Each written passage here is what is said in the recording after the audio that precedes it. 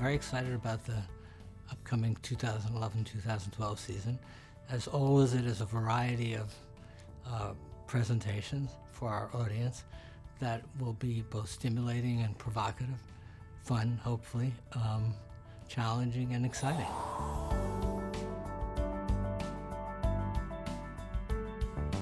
The first play of the season will be Man and Boy at the American Airlines Theater beginning in September. It's a play by Terence Rattigan, written in, or first presented in 1963. The play is dark and an unforgettable story. It's like a Depression era kind of play, being set during the Depression, about kind of like this financial mogul who was scamming the world, I guess, through his Match Corporation. So it's basically kind of about his finding out and the disintegration of him in a very short time. It is about success at any cost, and it's throwing your loved ones under the bus. It's a primal father and son story. It's also hideously clear on the subject of truth, falsehood, love, hatred. I mean, what stronger words are there than those as a backing for a drama? The play really speaks to questions of greed. You know, how important to you is money as compared to family? My main interest was getting the great Frank Langella to come back and play the role. I think it's one of the great roles of his lifetime that he's going to play. Frank understood it immediately and wanted to do it, and will be absolutely wonderful in it. He is so right for this character in Man and Boy. Adam Driver is coming back from Mrs. Moore's Profession to play the boy in Man and Boy. Together, I think they're electrifying. I think he'll give Frank a run for his money. It's a great role. Audiences are very much going to be surprised, I think, with how this play, written so long ago, has so much impact on what's going on today. I cannot get over the sensation I had when I picked up the play and got to the point of it, the fulcrum of it, and discovered that it was as electrifying now as it was when it was written. I hope that audiences take away from Man and Boy, one, discovering a great play that they never knew before, because I venture to say that none of them will have seen this play before. Another great performance from Frank Langella, and maybe some additional thought on what it is to be involved in the nefarious aspects of the corporate world today.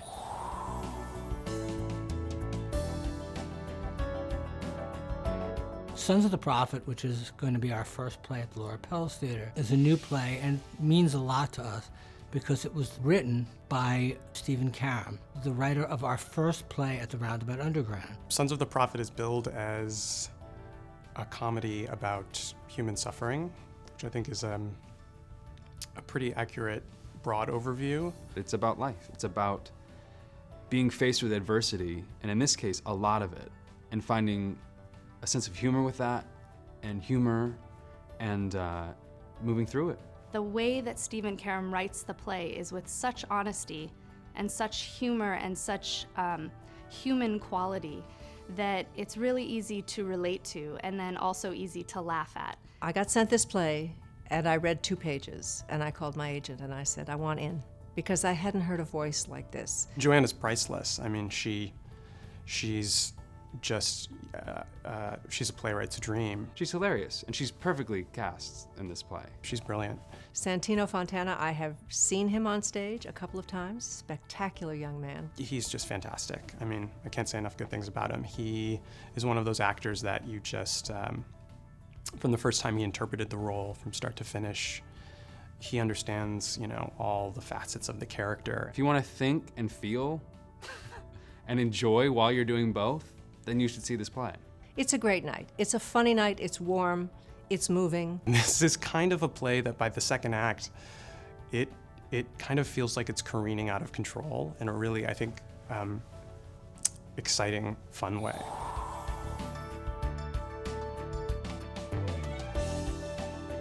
We are doing for our underground fall production, Suicide Incorporated.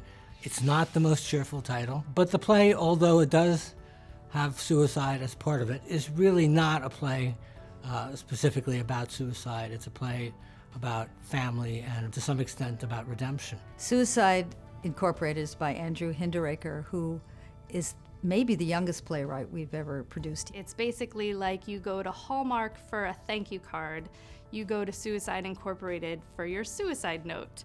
And as odd as a premise as that sounds, the reality of the play is very truthful. Obviously, from the title, you can tell it's got a high concept to it, but it's also a very human play. It starts out as a dark satire, but then it becomes a very complex story about how men express their feelings. What is the role of the man in society, and when he reaches out for help, does it make him weak or does it make him strong? My favorite thing about the play is how surprising it is, how many turns it takes. When it begins, you think it's going to be one kind of play, and then it turns on you, and then it turns on you again, and surprises you again. This is a play you're going to want to come see. I'm very excited about Suicide Incorporated. Don't let the name fool you. Come and see it.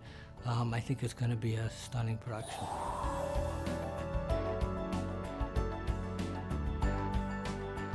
I've always had a soft place in my heart for Athol Fugard, and this year is his 80th birthday celebration. And his 80th birthday celebration will be kicked off with the Roundabout production of The Road to Mecca, which stars, I think, one of the greatest actresses of all times, Rosemary Harris. She will be magnificent in this role.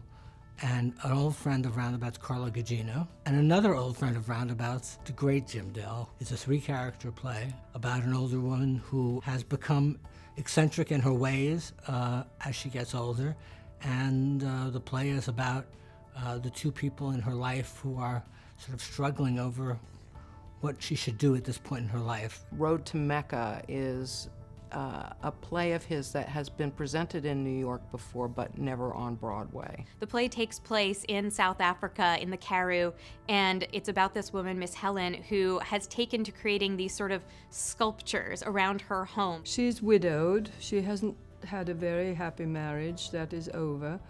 And she thinks that her life is over. At its heart, it's a play about people figuring out their place in this world. Miss Helen is someone who doesn't know if she still has a place in the culture around her. I was so grateful that Athol Fugard did write this part.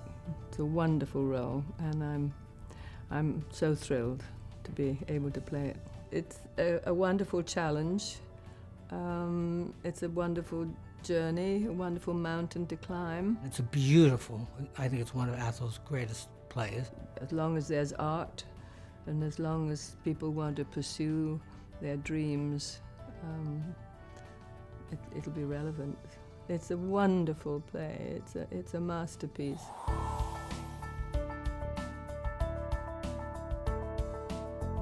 Look Back in Anger is a John Osborne play.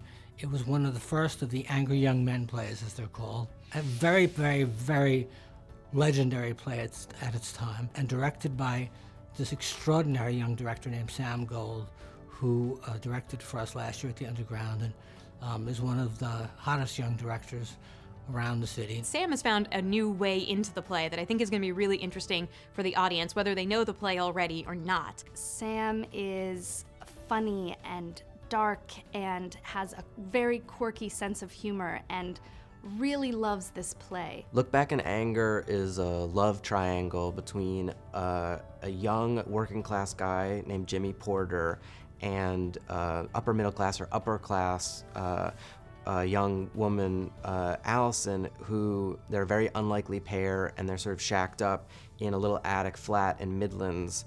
And in the 50s. The sort of iconic version of that play is of this character, Jimmy Porter, who is so angry, who basically is of that post-war generation, who feels like he missed his chance to be a man, he missed his chance to be a hero, and he's just fighting against anything that comes at him because he has all of this energy and anger in him, and he doesn't know what to do with it, and he ends up taking that out on the people around him. My vision for the play is about intimacy. This is about people stuffed into a tiny space together trying to live their lives, and it's about young love. What Sam has found in this play is the fact that underneath all of that anger, Jimmy is in love with his wife, Allison. That is the core of this play. I'm just really excited to open people's eyes to the play. It's a very, very powerful, unyielding play, and I think it's going to be quite a powerful production. We have a really exciting season coming up this year. It's a great combination of classic revivals and exciting plays from young voices who we think are really going to make an impact. We try to give the subscribers as diverse an offering as possible with the great actors of world literature that they've come to expect from Roundabout. It's going to be an amazing season of really great work. It's lovely to be under the banner of the Roundabout because I have great respect and admiration for everything they do.